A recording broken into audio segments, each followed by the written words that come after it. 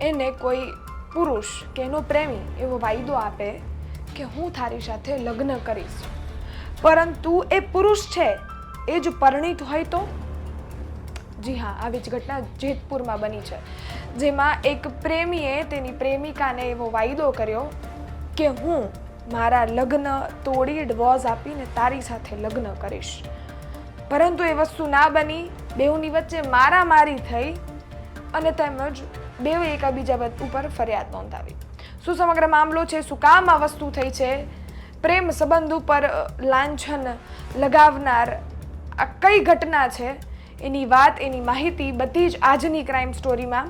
નમસ્કાર, ગુજરાત તક સાથે હું જ્યોતિકા.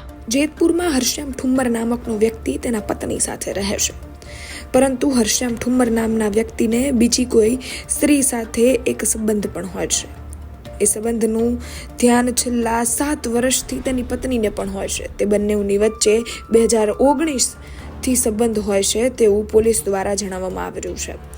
આ સંબંધો હતા અને તે પત્નીને પણ ખબર હતી, પરંતુ તે પત્ની કાંઈ જ નહોતી બોલતી. તેને આ સંબંધ છે એ સ્વીકાર્ય હતા અને તેમજ તેને સાથ સહકાર પણ આપતી.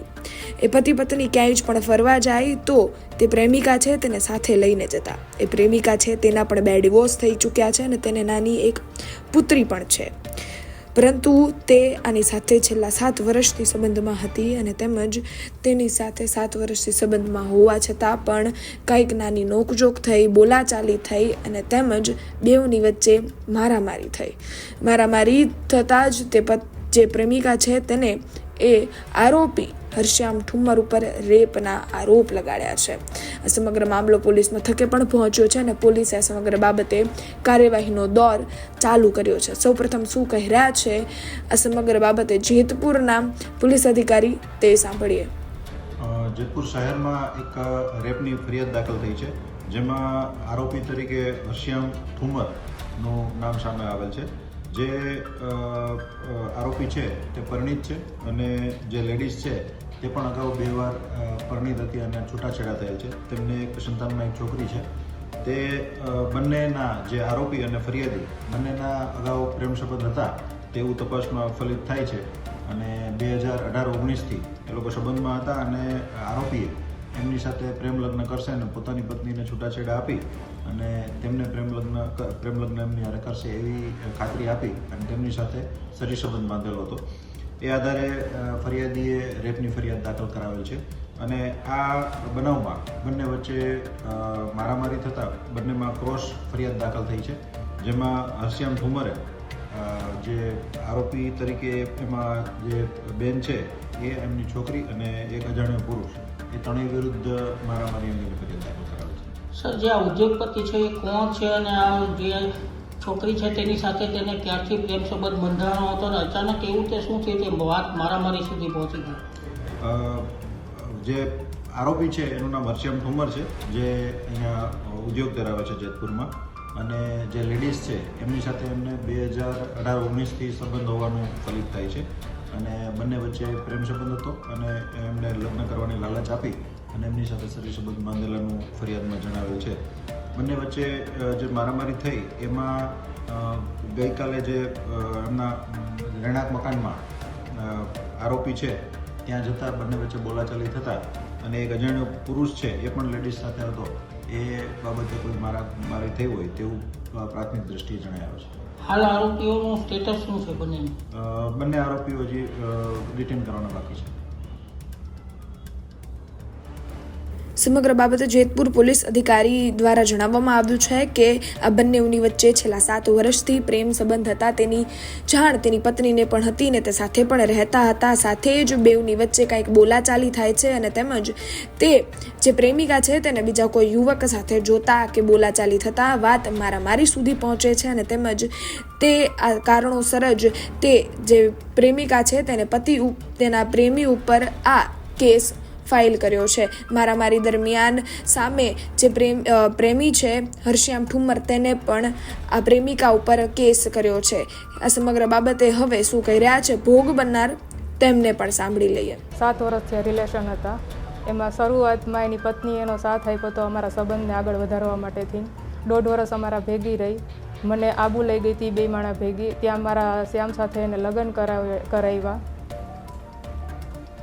અને 1.5 વર્ષ અમારા ભેગી રહી, હૈરી ફૈરી, મજા કરી અને પછી ધીમે ધીમે એને હું ખટકવા લઈ ગઈ અને માનસિક ટોર્ચર આપવા માંડ્યા 2 માણા. મને શારીરિક રીતે બહુ પ્રેશર કરતા, ઘરે આવીને મારકૂટ કરી જતો.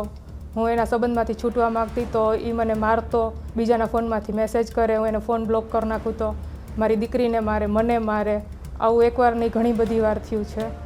આ જાણ કરવા માટેથી મેં એના પપ્પાને કીધું તો એના પપ્પાએ કાંઈ એક્શન ન લીધો, મેં એની પત્નીને કીધું તો એને કંઈ એક્શન ન લીધું. આની પહેલાં 3 વર્ષ પહેલાં એને મારી ઉપર એ જુનાગઢની કોઈ છોકરી હતી એની સાથે પકડાઈ ગયો હતો, તો મેં એને કીધું તો એને મને બ્લેકમેલ કરવા માટેથી બીજાના ફોનમાંથી મારો ઓપન ફોટો વાયરલ કર્યો એને અને મને ખોટી રીતે ધમકી આપતો અને જબરદસ્તીથી શારીરિક શોષણ કરતો. આ 7 વર્ષથી હું એનું માનસિક ટોર્ચર બધું સહન કરું છું. મને આમાં ન્યાય અપાવો. આજે ગઈકાલે જે ઘટના બની, શું ઘટના હતી આખી? એ ઘટના એવી હતી કે મારે અહીંયા ઘરે જ પાર્લર છે, તો મારી ત્યાં અહીંયા ઘણા પબ્લિક આવર જવર કરતા હોય, તો અહીંયા કોઈ ભાઈ આવ્યા હતા, એને એમ કીધું કે ત્યાં ધંધો કરે છે અને કોઈને પૂર્યો છે, એવી રીતે કરી અને મારા ફેમિલીમાં બધાને ફોન કરીને એમ કીધું કે તમારી છોકરી ત્યાં ધંધો કરે છે. અહીંયા ઘરમાં હું ને મારી દીકરી 2 રહી છીએ. હું ને મારી દીકરી 2 જ છીએ ઘરમાં અને હું સિંગલ મધર છું, એટલે ઘરમાં બીજું કોઈ વ્યક્તિ હોતું નથી. એટલે એનો ફાયદો ઉઠાવી અને મારા ફેમિલી મેમ્બરને બધાને ફોન કરીને એવું કીધું કે તમારી છોકરી ત્યાં ધંધો કરે છે, એમ કરી અને 4-5 ગુંડા લઈ અને નીચે ઊભો રહ્યો. એટલે મારી બેનનો મને ફોન આવ્યો કે તારી ઘરે જે કોઈ હોય એ ભાઈને છે ને તું નીચે સુધી મૂકવા જા. એટલે એ કંઈ હાથાપાઈ ન કરે અને હું એની ઘરવાળીને ફોન કરું છું, એના પપ્પાને ફોન કરું છું. એવું બધું કહીને મને એવું સમજાવીને નીચે મોકલી. કે એના પપ્પાને પણ ફોન કર્યો, એની ઘરવાળીને પણ ફોન કર્યો, એ લોકો આવ્યા નહીં. અમે કેટલા ફોન કર્યા તોય એ લોકોએ કંઈ સરખો જવાબ ના આપ્યો. અને અહીંયા અમે મા દીકરી 2 નીચે ઉતર્યા તો અમને સીધો માંડ્યો મારવા, અમારી ઉપર હુમલો કર્યો. અહીંયા બધે મને વાગી ગયું છે, ગળાચીપ દઈ દીધી છે, મારી છોકરીને 2-3 ઝાપટો મારી લીધી છે. એને મારી બસ એટલી જ ફરિયાદ છે કે મને આમાં ગુનેગારને સજા અપાવો. સમગ્ર બાબતે ભોગ બનનારનું કહેવું છે કે તે છેલ્લા 7 વર્ષથી આની સાથે હતા અને તેમજ તેને મેન્ટલ ટોર્ચર કરવાનું ચાલુ કર્યું હતું. તેમજ સૌપ્રથમ તો તે તેમની પત્ની સાથે ખૂબ સારી રીતે રહેતા અને તેમને કોઈ જ પણ વાંધો ન હતો. આમાં ભોગ બનનારે એવી પણ વાત કરી છે કે તેને કહેવામાં આવ્યું હતું કે હું મારી પત્નીને ડિવોર્સ આપી અને તારી સાથે લગ્ન સંબંધમાં બંધાઈશ અને તેને કારણે જ મેં તેની સાથે અફેર કર્યું, પરંતુ એ વસ્તુ શક્ય ન થઈ. છેલ્લા 7 વર્ષથી હું રાહ જોતી હતી, પરંતુ મારી ઉપર પછી મેન્ટલ ટોર્ચર કરવાનું ચાલુ કરી દીધું. આ સમગ્ર બાબતે હાલ જેતપુર પોલીસ સ્ટેશનમાં કાર્યવાહીનો દોર પણ ચાલુ છે અને તેમજ હાલ બંને આરોપીઓ છે તેને ડિટેન કરવાના બાકી છે. આવી ઘટનાઓ હંમેશા સમાજમાં એક એવું રિઝલ્ટ ઊભું કરતી હોય છે જે આખા સમાજને સમશાર કરતી હોય છે.